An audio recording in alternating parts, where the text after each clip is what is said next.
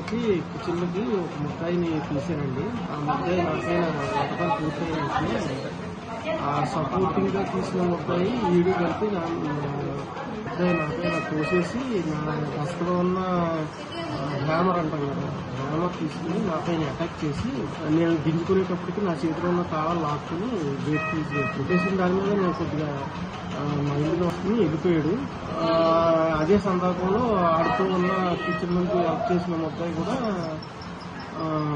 పట్టుకున్నట్టు వెళ్ళిపోయి ఆడు కూడా ఎస్కేప్. ఒకడు నక్క రవికుమార్, ఇంకొకటేమో బెజవాడ రావు.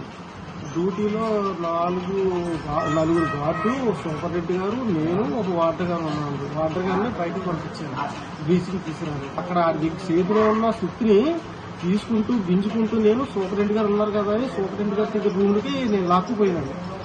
అప్పుడు వదిలేదు. మెయిన్ గేట్ లో జరిగిందండి. ఫ్యాన్ ఊడి పడిపోయిందా అన్నట్టుగా ఉన్నది కానీ నాకు దెబ్బ తగులుతున్నట్టు లేదు. ఫస్ట్ గట్టిగా అటాక్ చేశాడు. అంటే అనుకోని చోట తగలలేదు కాబట్టి సరిపోయింది, కానీ లేకపోతే చనిపోయింది.